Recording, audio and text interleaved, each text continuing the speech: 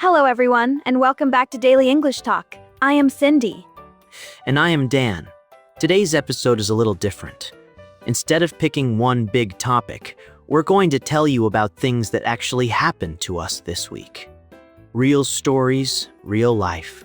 And hidden inside those stories are 10 phrasal verbs, expressions that native speakers use every single day. Your job is to listen for them.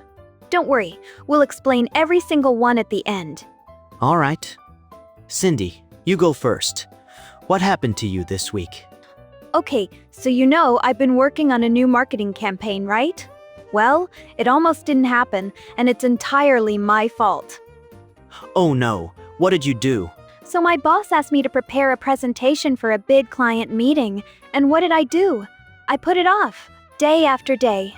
I'll do it tomorrow. I work better under pressure. You know how it is. Classic Cindy. Don't laugh. You do the same thing with your paperwork. Anyway, the morning of the meeting, I was in full panic mode. And then something unexpected happened. My colleague Mia turned up at my desk at 7 a.m. with coffee and her laptop ready to help. I hadn't even asked her. That's a real friend. It really is. And here is the thing. Mia is someone I've always regarded as incredibly capable, but I never realized how generous she is too. We finished the presentation together just in time.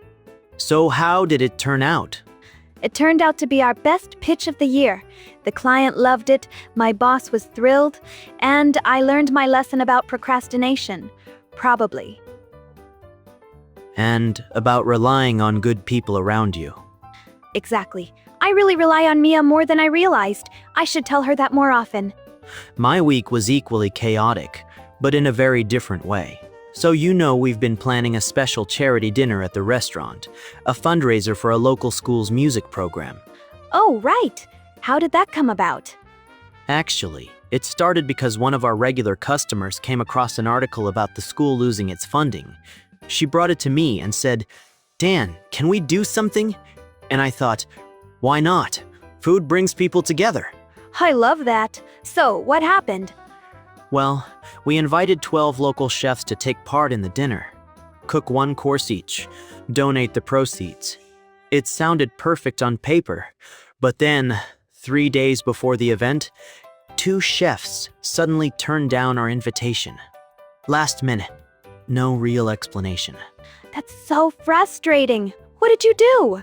Honestly, for about an hour I panicked, but then I remembered something my mentor always told me. A kitchen problem is just a puzzle you haven't solved yet. I called 2 younger chefs I know, former students of mine actually. Both said yes immediately. Did they do well? They were incredible, and here's what I noticed. They both take after my mentor in the way they approach cooking. Calm, focused, creative under pressure. It made me feel like the best things in this industry really do get passed down from generation to generation. That's a beautiful way to look at it. Okay, did you catch all 10? Let's go through them now. Listen and repeat. Put off, to delay something, to do it later instead of now. For example, I put off writing the presentation until the last minute. Turn up, to appear or arrive, often unexpectedly. For example, Mia turned up at my desk at 7 a.m. with coffee. Regard A as B. To think of A as being B, to see A in a certain way. For example, I've always regarded Mia as incredibly capable, formal, but very common in writing and professional speech. Turn out to be A, to end up being A. The final result is A. For example, it turned out to be our best pitch of the year. Rely on, to depend on someone or something, to trust them completely. For example, I rely on Mia more than I realized. Come about, to happen, to occur, often without being planned. For example, how did the charity dinner come about? Come across, to find or discover something by chance. For example, she came across an article about the school. Take part in, to participate in something, to be involved. For example, 12 chefs were invited to take part in the dinner. Turn down, to refuse or reject an offer, invitation, or request. For example, 2 chefs turned down our invitation at the last minute. Take after.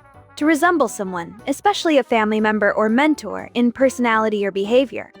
For example, those young chefs really take after my mentor. Before we wrap up, here is a little trick. These 10 phrases fall into natural families. If you group them, they're easier to remember. The turn family. Turn up, turn down, turn out. Think of a dial. You turn it up, turn it down, and eventually find out what the result is.